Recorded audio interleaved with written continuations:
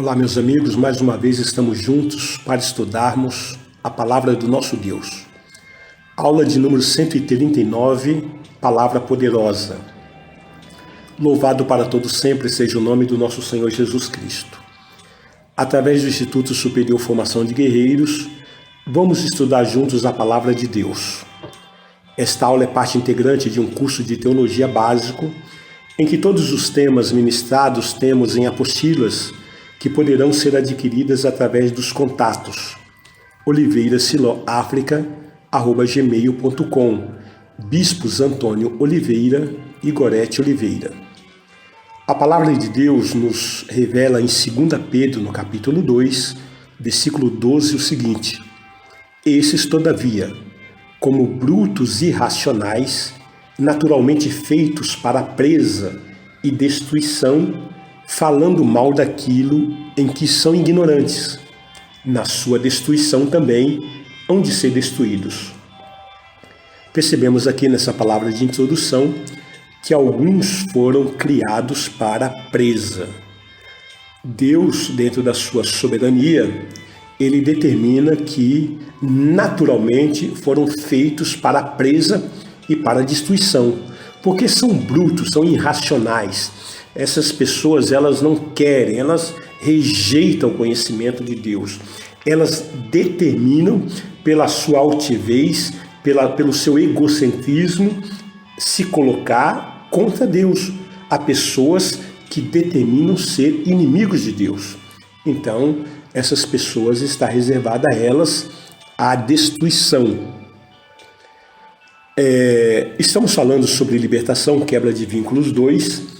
É o tema dessas aulas que estamos ministrando, dentro de uma abordagem de orações, uma série de orações temos realizado, e aqui nós daremos continuidade. Como quebrar os vínculos e as sentenças, né? Falamos sobre orações de ponto de contato, pontos chakras, falamos sobre oração para desligar do poder da mente, para desligar da maçonaria, mas existe essa condição de como quebrar os vínculos e as sentenças. Porque se nós estamos falando de libertação, libertar do quê? Dos vínculos, libertar das sentenças que nós contraímos no passado. Então, primeiro, aceitar Jesus Cristo como único Senhor e Salvador da sua vida. Isso é a base. Isso é a condição sine qua non. Então, dentro do processo de libertação, o primeiro passo é reconhecer, aceitar Jesus como único Senhor e Salvador. Depois é expulsar os demônios, né? Então, renegar os vínculos e amarrações com as trevas é renunciar solenemente, repelir, lançar fora, renegar. E uma outra coisa, né, a terceira parte é amarrar os demônios e comandar para que vão embora e não volte mais, em nome de Jesus.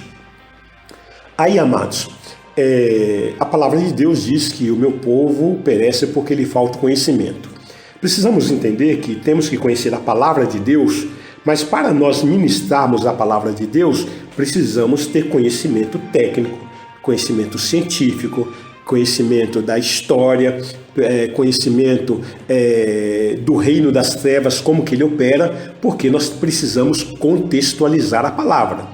E quando uma nação vai invadir uma outra nação, ou vai guerrear contra uma outra nação, uma das estratégias é conhecer o inimigo, conhecer a fortaleza do inimigo, conhecer o potencial do inimigo, para que não seja cometido de surpresa, para que tenha consciência se pode realmente enfrentar o inimigo ou não, e em que circunstâncias, em que estratégia pode-se enfrentar o inimigo. E assim nós entendemos que Deus quer que conheçamos os nossos inimigos. Mateus capítulo 22, versículo 29 está escrito: Respondeu-lhe Jesus: Errais, não conhecendo as Escrituras, nem o poder de Deus. A passagem que acabamos de falar, de Oséias capítulo 4, versículo 6, Diz: o meu povo está sendo destruído porque lhe falta o conhecimento.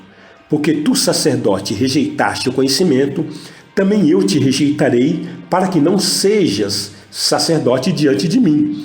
Visto que te esquecesse da lei do teu Deus, também eu me esquecerei dos teus filhos. Ainda em 1 Pedro, no capítulo 5, versículos 8 e 9, está escrito: sede sóbrios e vigilantes. O diabo, vosso adversário, anda em derredor, como leão que ruge, procurando alguém para devorar. Resiste-lhes firmes na fé, certo de que sofrimentos iguais aos vossos estão se cumprindo na vossa irmandade espalhada pelo mundo. Veja a advertência. A palavra de Deus diz que nós temos que ser sóbrios e vigilantes. Quem precisa de sobriedade e de vigilância é você. Então, o inimigo está ao derredor. Você precisa saber o que ele está fazendo, você precisa avistá-lo, você precisa saber quais são as suas estratégias. Você não pode ser inocente no campo de batalha, porque isso pode custar a vida.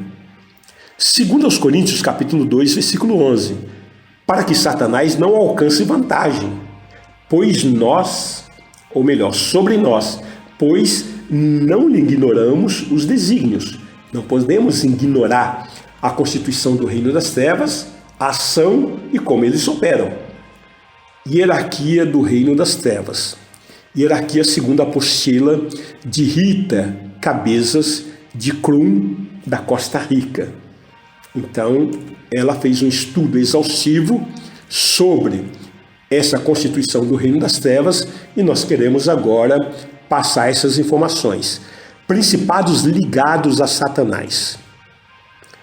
Brumas, crúcitas, atrás das cruzes. Nós já mencionamos que cruz é vínculo. Cruz é mesmo vazia. Cruz é símbolo de maldição. A palavra de Deus diz: maldito aquele que for pendurado no madeiro. Então Jesus se tornou maldição sendo pendurado na cruz. Cruz não é símbolo de cristianismo. Nós já falamos sobre isso. Então, quem age através das cruzes é um demônio que chama crucitas.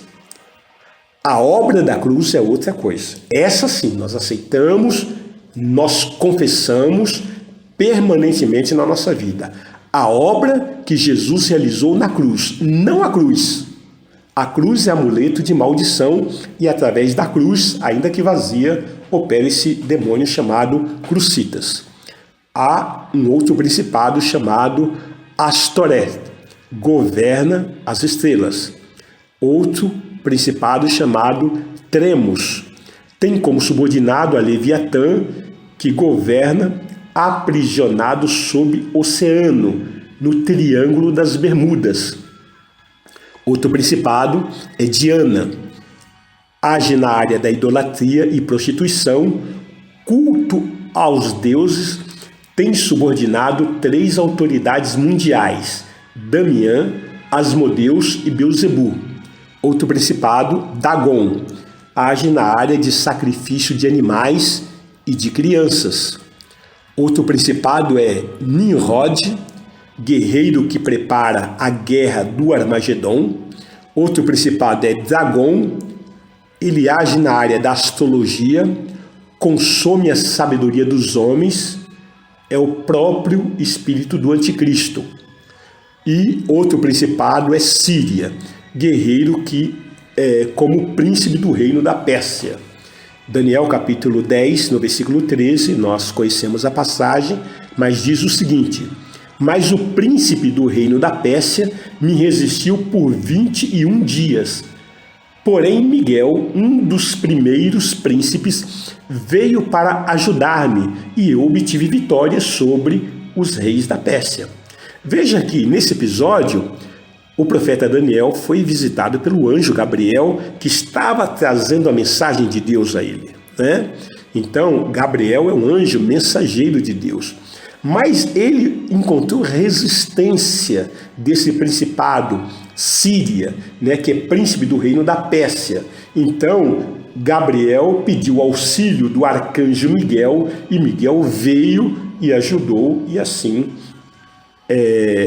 o anjo Gabriel pôde cumprir